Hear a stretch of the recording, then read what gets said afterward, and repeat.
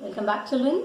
So in the previous class we have discussed about what is self-induction and then how to calculate energy stored by an inductor, then self-inductance of an inductor and so on. Now in today's class we'll be studying about mutual induction. So look at the definition first. It is a phenomenon of inducing EMF. Phenomenon of inducing EMF in one coil by changing the flux in another coil. Okay, so in self-induction we have seen that by changing the flux in the same coil we were inducing the EMF.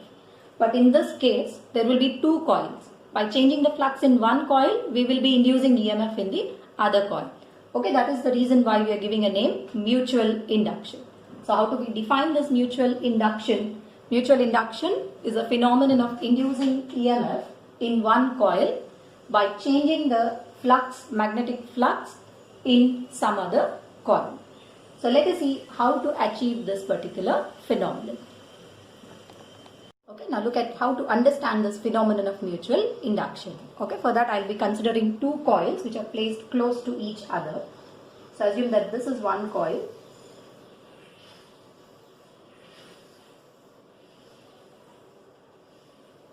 Okay, and inside this I am going to place another coil.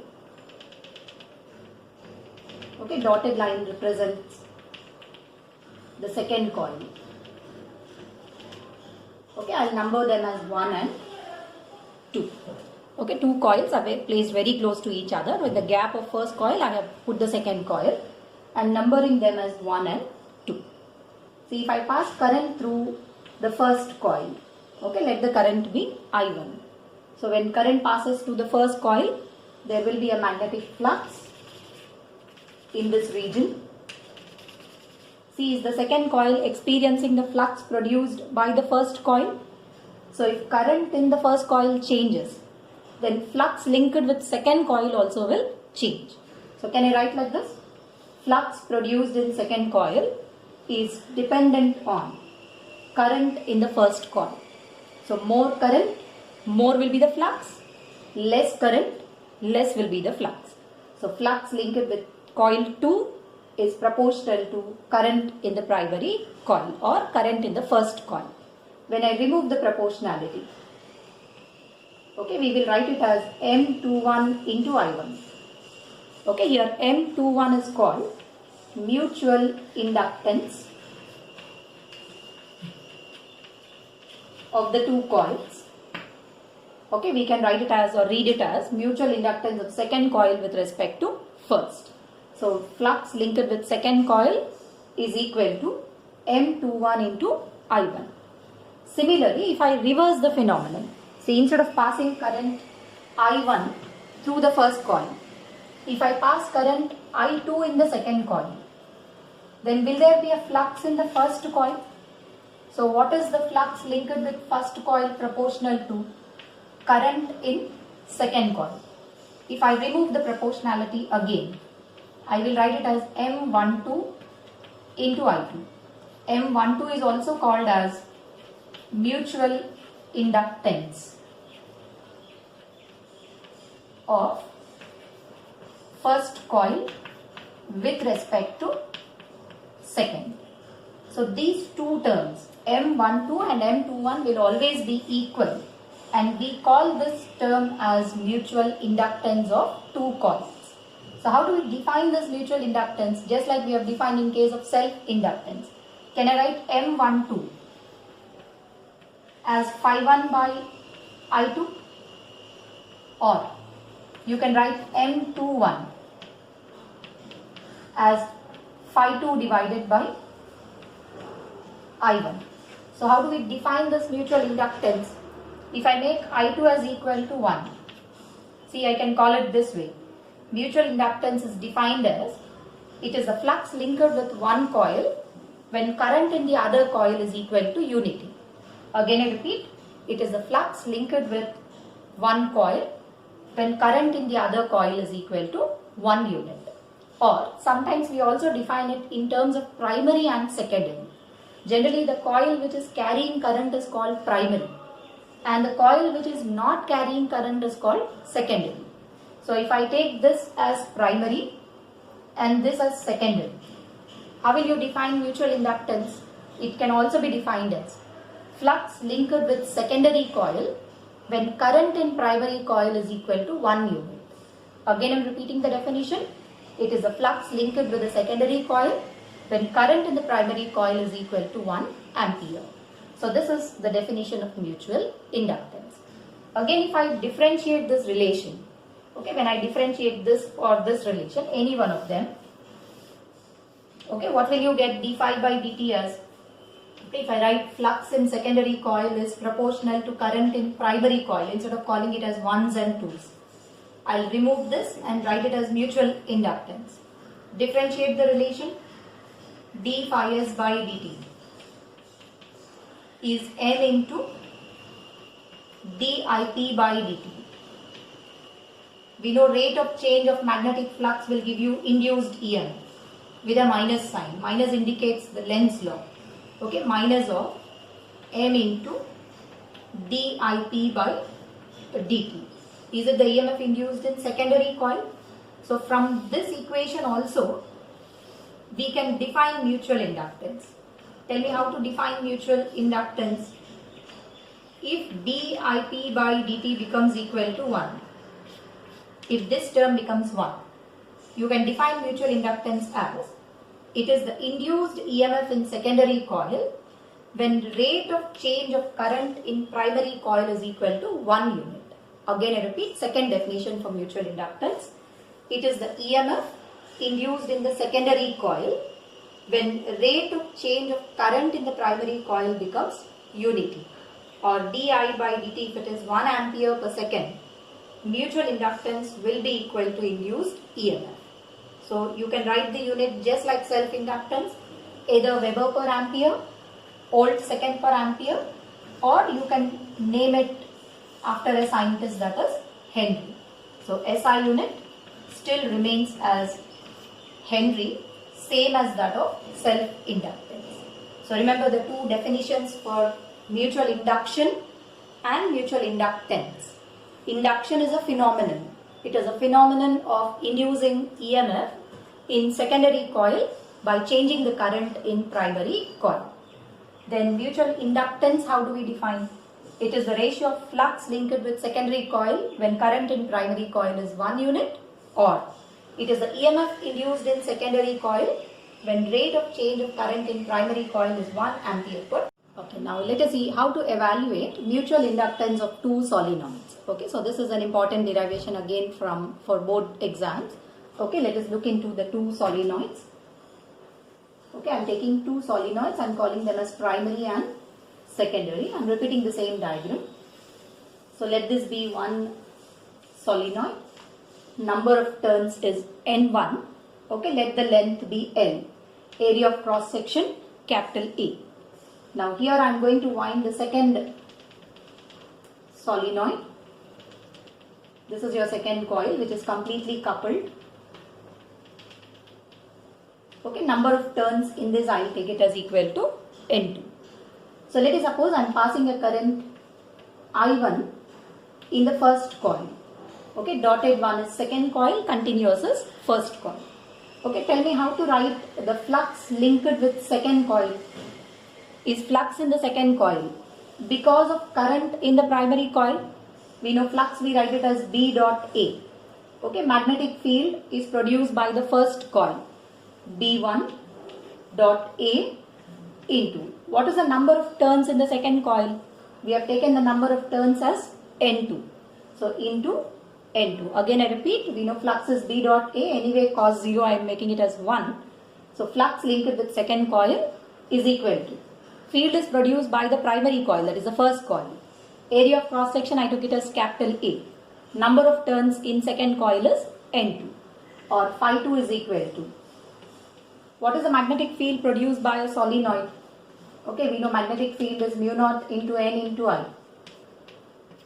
Okay, so here I have to write it as N1, or B1 is equal to mu naught into capital N1 by L into I1. Okay, we know small n is written as number of turns per unit length. So substitute the value of B1 mu naught N1 by L into I1, area of cross section of the smaller coil, or the dotted line I took it as A, number of turns is N2. So I'll do one thing, divide this also with L, multiply with L, so that you can write it in terms of small n. So phi 2 is equal to mu naught, this I'll call N1 I1 A N2 into L, or flux linked with second coil is mu naught into N1 N2 A into L. Remove this current outside. All these are constants. Observe this relation. We know phi 2 is equal to mutual inductance into I1. So will this term play the role of mutual inductance? So I will write M, mutual inductance of second coil with respect to first. What is it equal to? Mu naught N1 N2 A into L. So here we took the two coils of same area and same length. So I am writing it as A into L. Now let us do the reverse. Okay, the second time.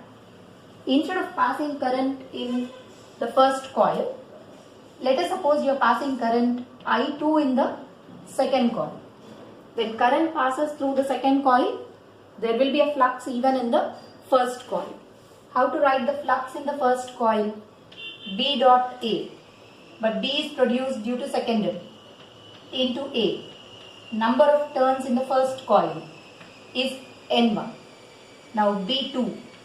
B1 is mu naught N1 I1. What will B2 be? Mu naught N2 into I2. Or you can write mu naught capital N2 by L into I2. Substitute the same. Phi 1 is equal to mu naught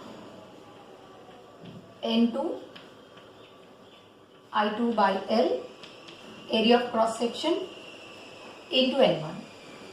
Phi 1 is equal to mu naught N1 N2 capital A, I2 I will write it separately, by L. Divide with L, multiply with L.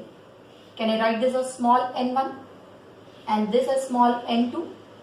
Phi 1 is equal to mu naught n1 n2 A into L, all of them I'll keep in one bracket, into I2.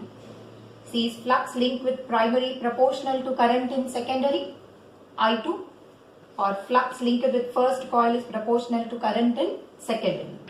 Phi 1 is equal to M12 into I2. What is there in the place of M12? M12 is equal to mu naught N1 N2 capital A into L. Now compare the two relations.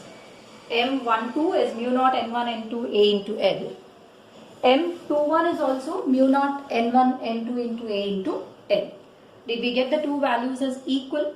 So remember, M12 will always be equal to M21. How much is the value equal to? Mu naught N1 N2 capital A into L. So this will be your formula for mutual inductance of two solenoids if they are air-cooled. Air-cooled in the sense no material is filled in the gap or in between them, it is just an air. If there is some material filled in it, tell me what modification will you make in the mutual inductance? We have to multiply with the relative permeability of the medium that is present inside the solenoids. That is mu r mu naught N1 N2 into capital A into L. So this is the case when you took the two coils of same length and same area. Then how will you calculate the mutual inductance if the coils are of different length and different area? Okay, let's look into that. Okay, if suppose the two coils whatever we have used are of different length and area. See, this one I will take longer and inside this I will consider one short solenoid. Okay, do they have the same area of cross section and same length? No. Okay, just now we have seen mutual inductance. of 1 with respect to 2 or 2 with respect to 1, we have written it as mu naught N1 N2 A into L. If there is some material filled inside, multiply with mu r. So if the coils are of different length and different area, remember area should always be smaller. Okay, when you are calculating the mutual inductance, take the smaller area and the longer length. Okay, because when you pass current through either the first or in the second coil, flux is common in the smaller area and flux extends throughout the length of the solenoid. So when you are taking A and L, A should always be smaller area, L should always be longer length. Remember, there will not be two different mutual inductances if they are of different size and shape. They will have the same mutual inductance. What is the mutual inductance? Mu naught N1 N2 A into L. A should always be smaller area, L should always be a longer length. So this is how we define mutual inductance of two solenoids. Okay, there are some more mutual inductance to calculate. Okay, so that we will see in the next class. Okay, let me even tell you about one small definition here. This is called coefficient of coupling. Okay, it tells you about the nature of coupling between the two coils. Okay, it is represented by the letter K. Look at the definition. It is defined as the ratio of mutual inductance of two coils divided by square root of L1 and L2. Okay, if L1 and L2 are their self-inductances and M is the mutual inductance, the ratio of mutual inductance divided by square root of L1 and L2 is called as coefficient of coupling. It's a dimensionless quantity which takes values from 0 to 1. Okay, so K ranges from 0 to 1. So see, when will the value of K be 0 and when will it be equal to 1? It depends on how you are coupling the two coils. See, the two coils are placed as shown in the figure. See, the second coil is completely in the first. If this is how you are winding the two wires, the value of K is equal to 1. Okay, it is said to be completely coupled. Okay, because whatever flux is in the primary, it is completely passing through the secondary. What do you call this coupling as? Completely coupled. Then if the coils are arranged this way, first coil and along the axis you have the second coil, little far away, then the value of K lies between 0 and 1 because the flux of first coil may not completely enter the secondary. If it is completely entering, then we will take the value of K equal to 1. If it is not completely passing through, it is said to be partially coupled.